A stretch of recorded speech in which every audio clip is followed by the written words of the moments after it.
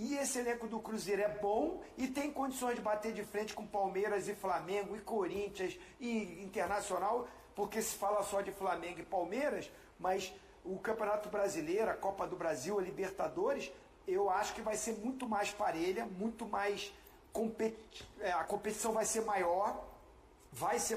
O Corinthians é o campeão da Copa do Brasil e ninguém apostava nisso. O Corinthians é o campeão da Copa do Brasil e desbancou vários times.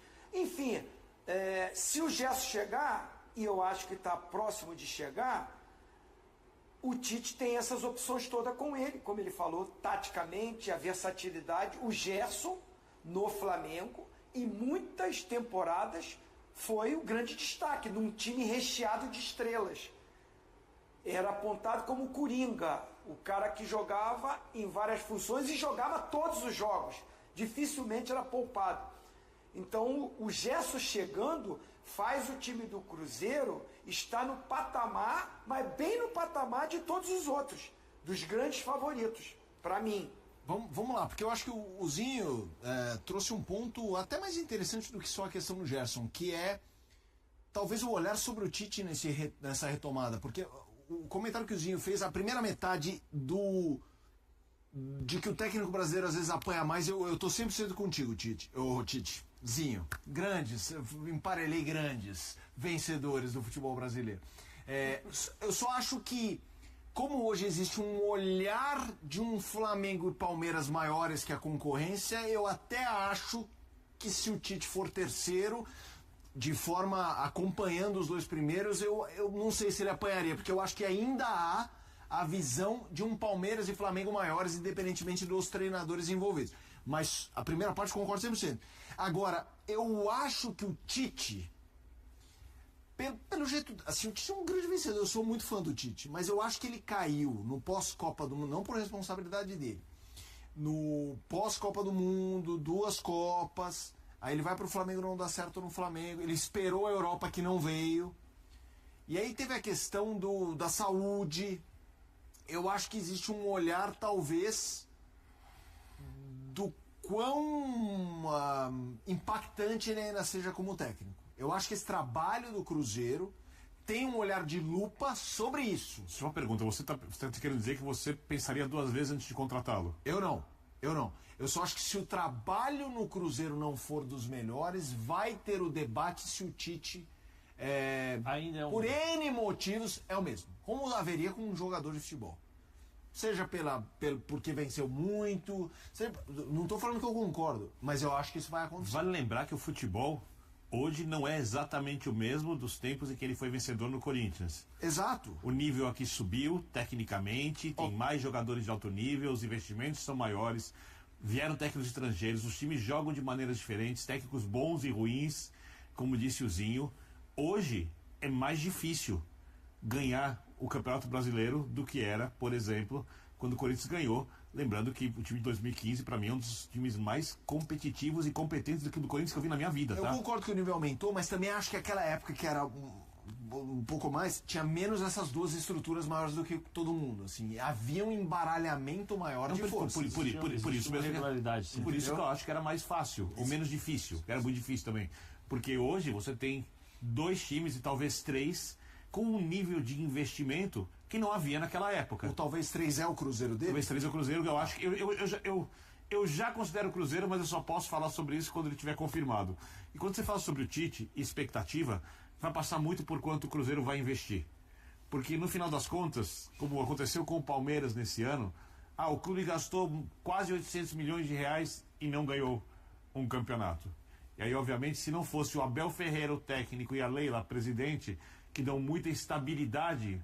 Mudariam, não teria mudado, com certeza. Nos últimos 2 anos, o Palmeiras gastou bastante dinheiro, tinha um timaço e ganhou um estadual. Ano passado. Perdeu esse ano pro Corinthians, foi Copa do Brasil, perdeu o estadual, ou seja, só o Abel, gerenciado por um presidente com muito pulso e que acredita muito na competência do técnico, mantém o técnico dentro do Brasil nessas condições. Eu não acho, por exemplo, que o Tite sobreviveria no Cruzeiro com essas condições, mesmo o Cruzeiro dando ao técnico mais estabilidade, até porque hoje em dia não precisa ceder a pressão de conselheiro, um monte de coisas ali, tem quem manda, tem quem coloca o dinheiro, quem torce pelo clube, e aí as coisas têm que andar pelo aspecto esportivo. não por uma questão política mesquinha interna, como a gente vê muitas vezes em outros clubes. Então, eu acho que a cobrança do Tite vai ter a ver muito com o quanto o Cruzeiro vai investir. Com a recusa da negociação do Caio Jorge vai ser um peso em cima do Tite. A chegada do Gerson vai ser outro peso em cima do Tite. Chegarem mais jogadores de nome, todos serão um peso em cima do Tite, que até hoje mostrou-se capaz de lidar com esse peso. Eu acho que essa é a grande questão. A capacidade do Tite se adaptar a algumas coisas que mudaram no futebol brasileiro e, principalmente, como lidar com a pressão. Porque o Tite era quase unanimidade quando ele vai para a seleção. Ele faz para mim um senhor trabalho em 2018, mas ele erra em coisas pontuais, principalmente na escalação contra a Bélgica, divulgando a escalação antes, colocando o Marcelo de volta na equipe, deixando o Felipe Luiz fora, diante daquilo que a Copa pedia naquele momento. Eu não estou falando da carreira dos jogadores. E acho que na última Copa, mesmo com algumas coisas que a gente pode discutir, para mim foi muito mais uma questão do jogo de futebol. Eu sempre de lembrar que o Brasil enfrentou 3 seleções europeias, tomou um chute no gol, que foi a única bola que entrou das 3 seleções europeias, uma bola em que o Fred movimentou como o treinador não queria, com um desvio no chute, e aí foi eliminado nos pênaltis. E aí a Copa Campeã do Mundo, por exemplo, cedeu 2 empates depois de ter vantagem e ganhou a Copa do Mundo nos pênaltis, né? Então, eu acho que a última Copa não dá para colocar na conta do Tite. E o que pesa muito, e aí para mim a pressão vai toda nessa hora, foi a fraca passagem no Flamengo, que não funcionou para o Flamengo e não funcionou para ele como técnico, onde ele não conseguiu gerenciar o vestiário como ele fazia sempre antes, quando as ideias dele em campo pareciam muito mais travar o time do Flamengo do que fazer o time andar como podia, né?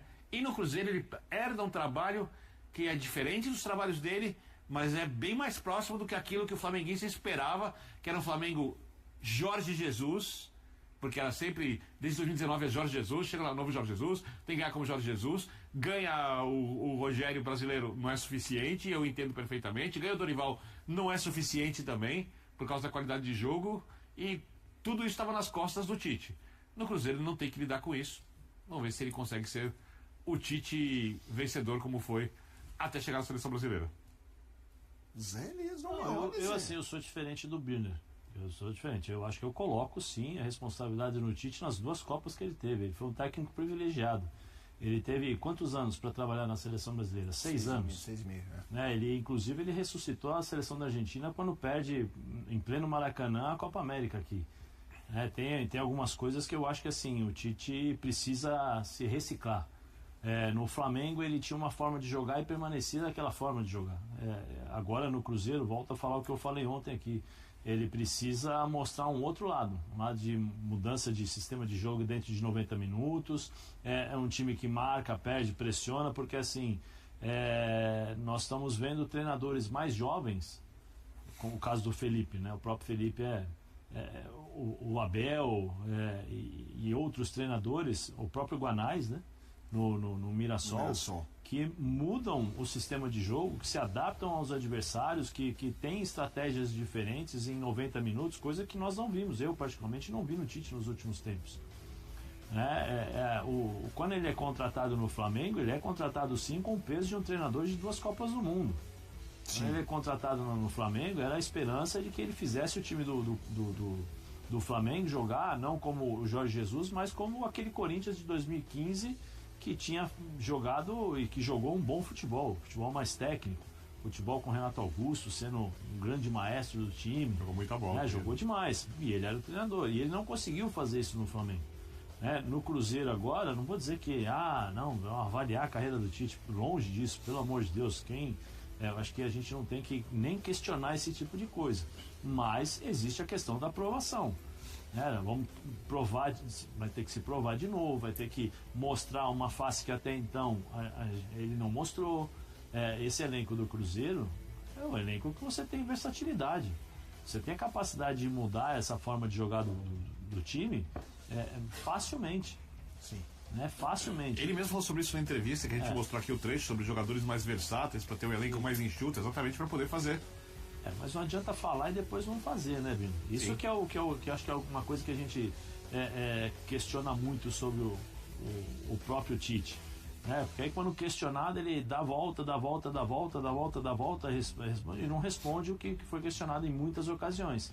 Aí quando tem que se falar de questões táticas, ele colocava o Clebinho para falar, ou colocava o filho dele para falar. Eu acho que ele é o treinador. O torcedor quer escutar o seu treinador dando satisfação e explicando aquilo que acontece no campo. Eu não quero falar com o auxiliar, eu não quero escutar o auxiliar falando sobre o que aconteceu taticamente. Respeito os auxiliares, respeito todo, mas é o treinador. Se eu sou torcedor, eu quero saber do meu treinador, por que não funcionou? Porque a responsabilidade é dele. Né? Então, assim, o Tite, nesse momento, ele precisa mostrar, algo a mais. Senão a gente vai ficar falando a mesma coisa dele sempre. Olha, é um bom treinador, é um gestor que é bom gestor, que os jogadores gostam muito porque ele é uma pessoa sensacional. E aí eu vou fugir um pouco a minha análise pro lado pessoal. O Tite, como ser humano, é um dos caras mais fantásticos que eu já vi e que eu já escutei. Histórias assim sensacionais dele. Mas a gente tem que analisar o lado profissional. Esse lado do ser humano muitas vezes entra na gestão do grupo.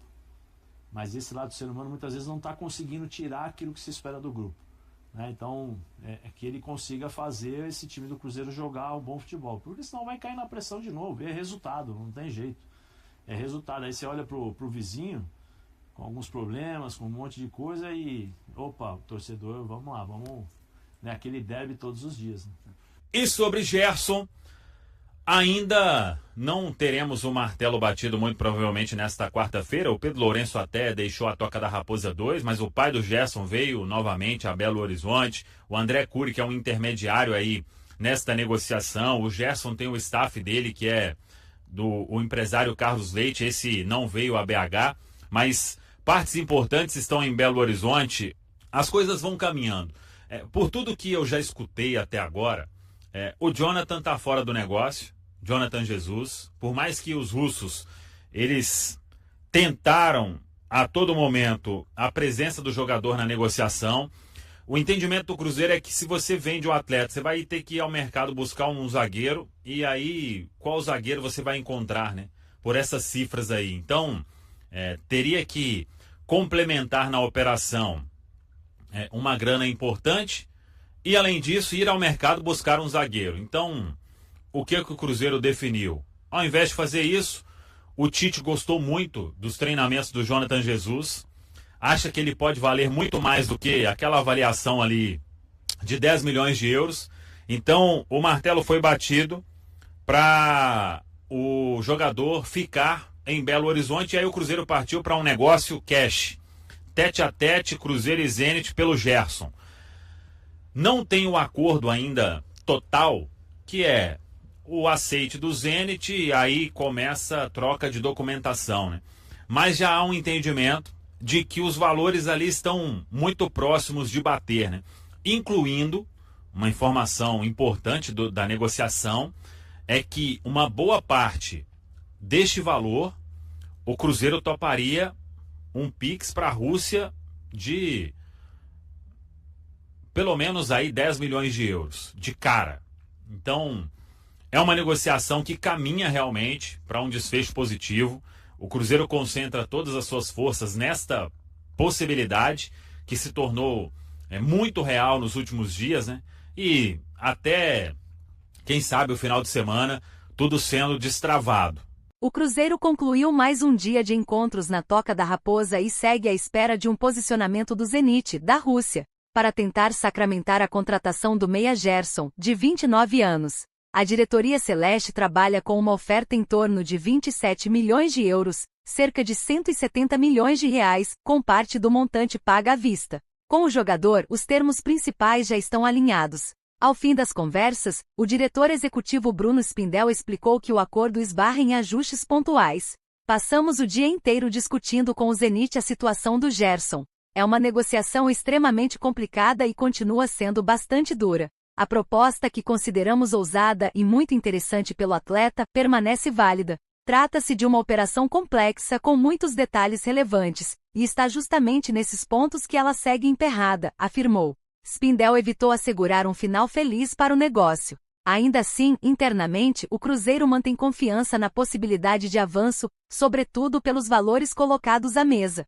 Por ser uma negociação difícil, não temos como prever o desfecho. Vamos trabalhar nos próximos dias para ajustar os detalhes, mas sem garantia de um resultado positivo. O esforço será total para tentar destravar essas pendências, disse o dirigente, em conversa na porta da Toca da Raposa. As reuniões tomaram toda a tarde no centro de treinamentos do clube. Marcão Silva, pai de Gerson, foi o primeiro a chegar, encontrando-se com Bruno Spindel e Joaquim Pinto, que participam diretamente das tratativas. Após a apresentação do técnico Tite, Pedro Lourenço e Pedro Júnior, da família proprietária do clube, também se juntaram ao encontro, assim como André Cury, empresário que atua como intermediário da negociação e tentou viabilizar a inclusão do zagueiro Jonathan Jesus, hipótese descartada por Tite.